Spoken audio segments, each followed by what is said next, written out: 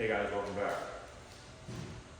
So, in this box is a welder that somebody sent me to do a review on. And we're gonna do a review on it and see what it's all about.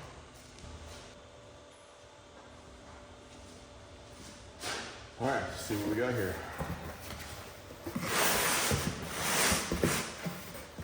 ARCCAPTAIN inverter welder.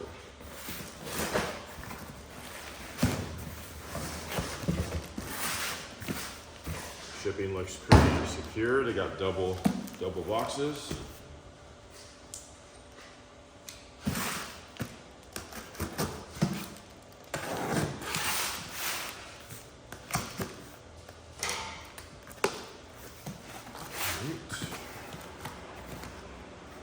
A little wire brush.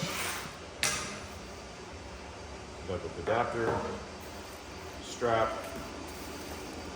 Ground clamp. Stick welding lead.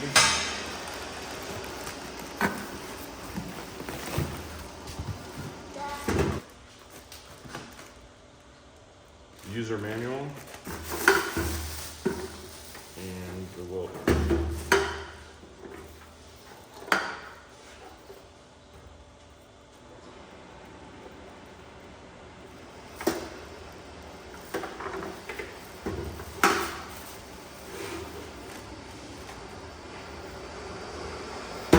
First impressions, lightweight.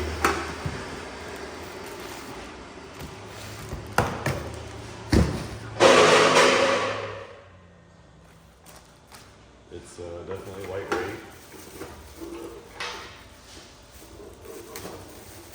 I would say it's packed pretty well.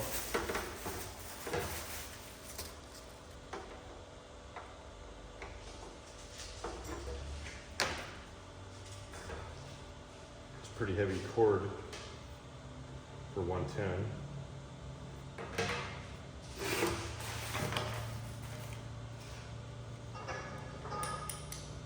Nice strong spring.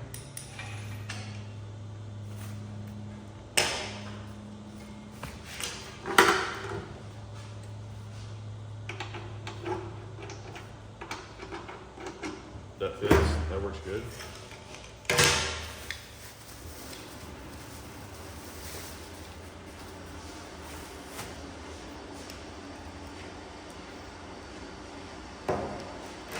Ground clamp. Seems pretty good. That fits good.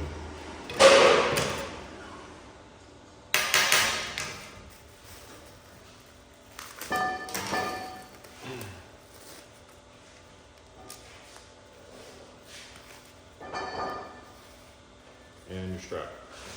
Assuming it goes right there. We're not going to put that on.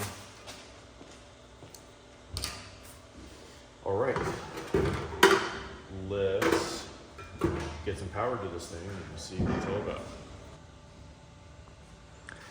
All right, so we're gonna run off of 220. We got our 220 adapter. It appears that I don't have to switch anything to go from 110 to 220. Here's the power button. See what happens.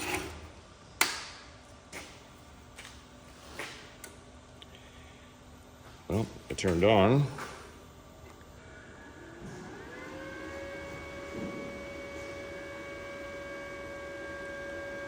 Let's see. Looks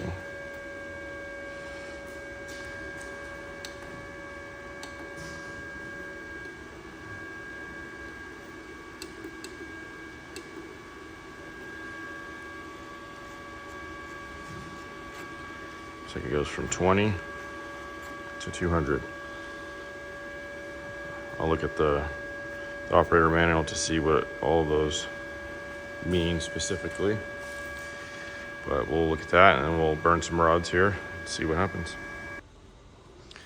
It says it displays code E60 when machine is under overheat protection and stops working until E60 disappears. Well, I guarantee you I'm gonna figure out when it stops working. It displays E13 when the machine is under overcurrent protection, which means internal components are damaged. Please contact dealer for help. Hopefully we don't get that code, but there is a great possibility that I will.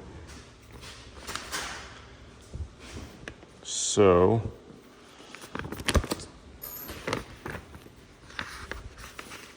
this is the exact model, and we are going to test it on 110 as well, but we're going to start with 220. You can see all the, tells you how to do everything, tells you how to put a strap on. If you didn't know how to already put a strap on, there's a whole page for that. Suggested welding parameters. No, we don't need that. All right, let's burn some rod.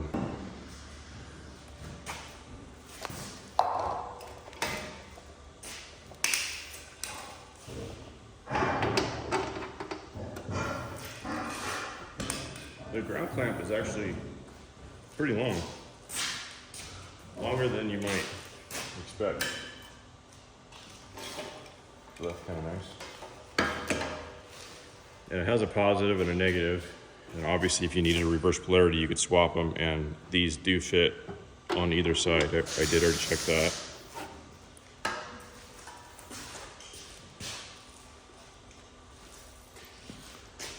And we are going to be running some 1/8 inch 7018 Excalibur. We're gonna give that a try, see what she does. Let's get her fired up here. Maybe she needs to warm up a little bit. Let's start out on, and let's try about 125. Start there. See what happens.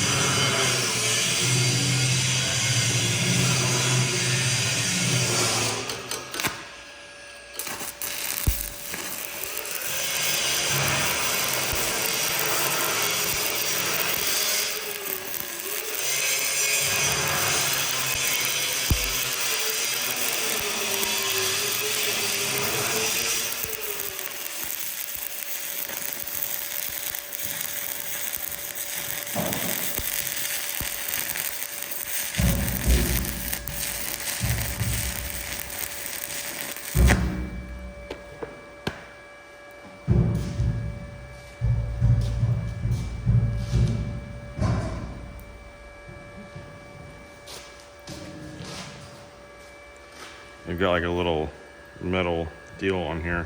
So I guess this is your slag hammer and your wire brush. Let's try it out.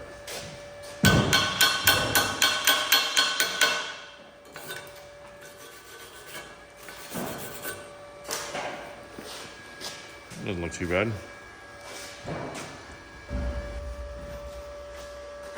All right, well, I guess I forgot to hit the record button. So I welded the other side. Now we're gonna weld this side. I'll just do the same exact thing. Now hopefully it records. Are we ready?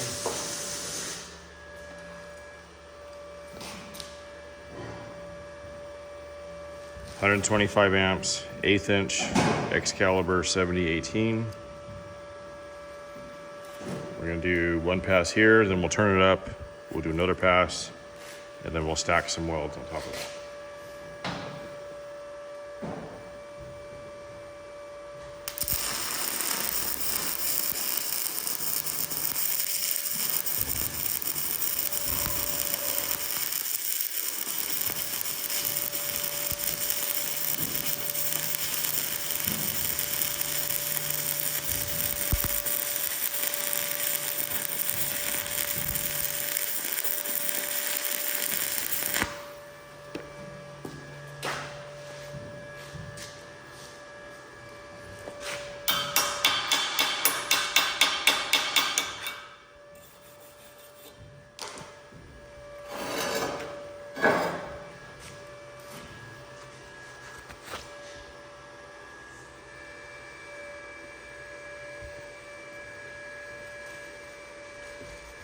go up to 130.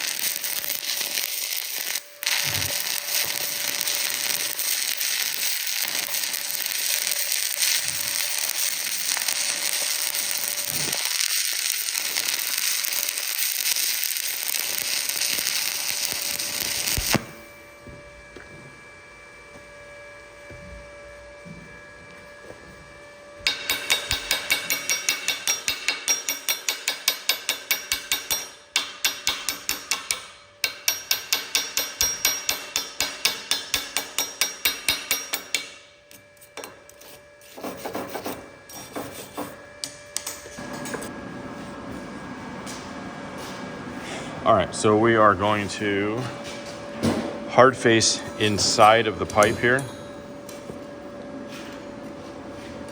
Put it down on this section. So when basically this is on a well drilling truck and there's like slurry that goes through here.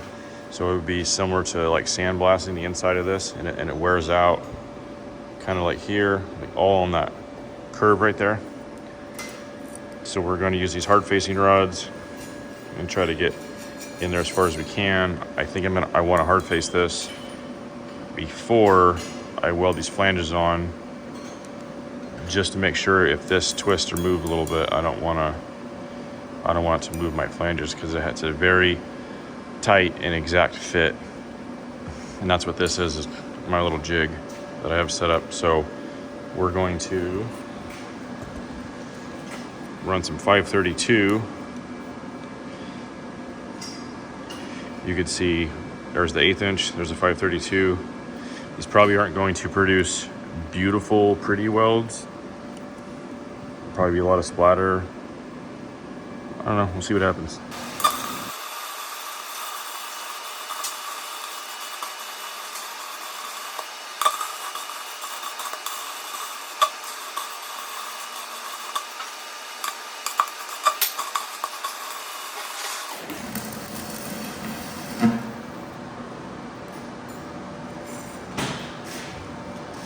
Definitely does not like to burn these, I'll tell you that.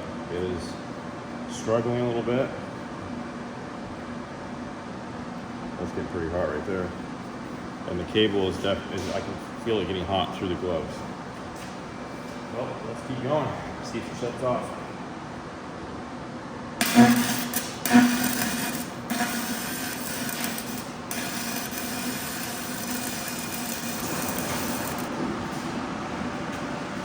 Well, she's done with the 532. This cable is extremely hot. There's smoke coming out of here.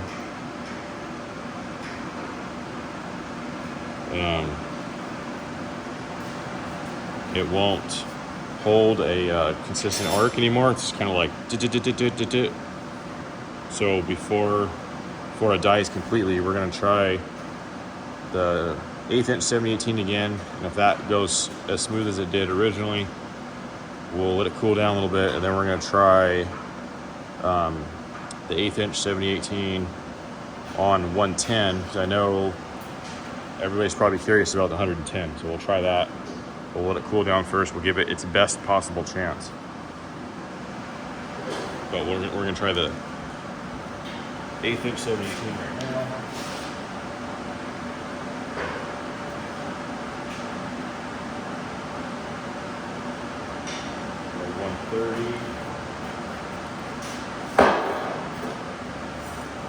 For the record, it only made it through 3 of the 532 rods before having that issue.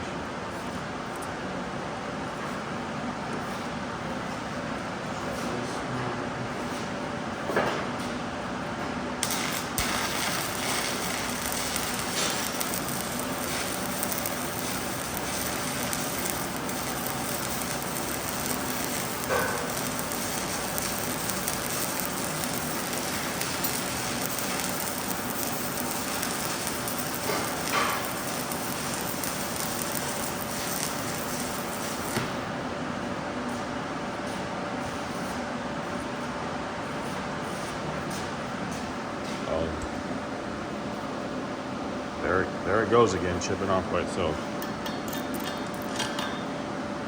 Well, that is a good. Hopefully it does something similar to that on 110.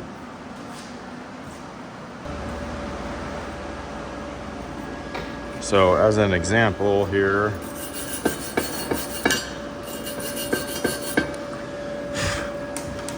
so that's on 200 amps with an 1/8 inch 7018. And then after I ran 3 rods on the inside, this is what it wanted to do with the hard facing. And then this is a new rod, the hard facing, trying to slow it down and trying to make it as decent as possible. And that's what we got. And you can see the colorization on the hard facing because it has all kinds of different materials in there. Nickel, probably we could have tungsten in there, all kinds of stuff. Which that's what makes it extremely, extremely hard. So we're gonna after we let it cool off, we're gonna try it on 110. I'm using a short, heavy gauge 110 extension cord. We got it on 134. We'll see what happens, and we'll try some 1/8 inch 7018.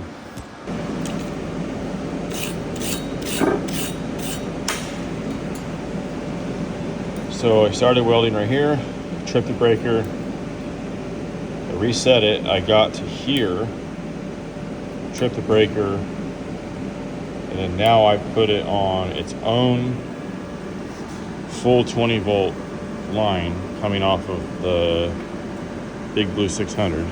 There's nothing else on that line, and we have 20 amps of 110. And I cannot get it to do anything better than this. That's with 1/8 inch. I have some 332. That's the smallest rod I have. I'll try that and we'll see if it does any better.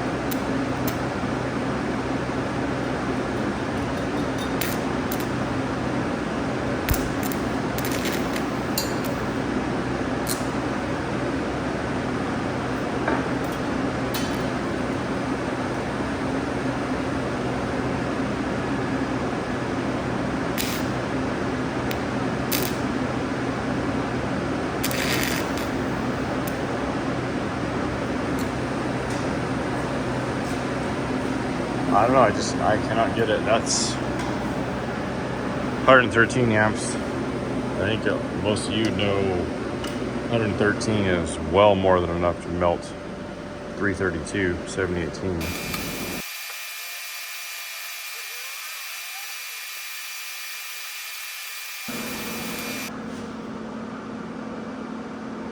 I would say for at-home use, this is definitely adequate.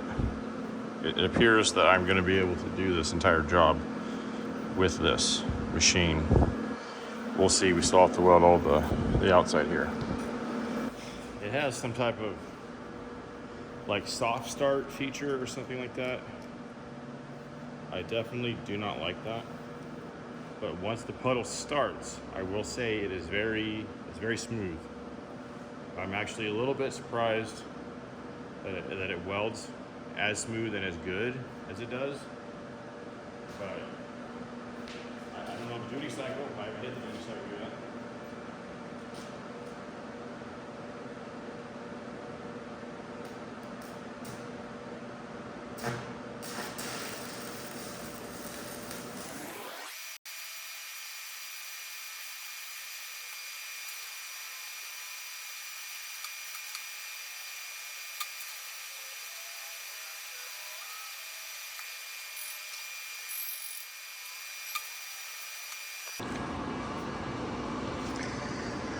Well, I welded this whole entire thing out with the old ARCCAPTAIN. 140 amps is what I was laying down the caps with.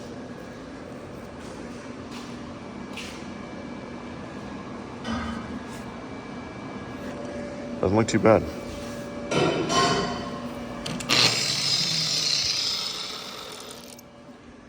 It did not shut off the whole time while I was welding with the 1/8 inch.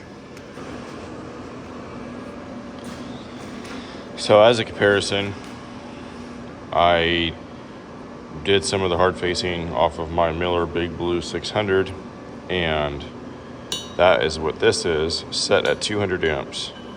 Obviously, that machine's not going to bog down very easy. So this is the ARCCAPTAIN on 200. That's 200 with a 7018, 1/8 inch, and then a 532 hard facing rod on the Big Blue. It did not want to melt that bigger rod. And that is on 220. All right, this is the strongest 110 volt power source that I can think of. It's a dedicated 20 amp plug, no extension cords, welder plug straight into it as if you were plugging straight into the wall. Obviously, Big Blue 500 should have plenty of power to power that. It powers plasma cutters and chop saws and all that. So this should be the best that it could get in a real world environment, especially. So we're gonna try some 332 and see what happens.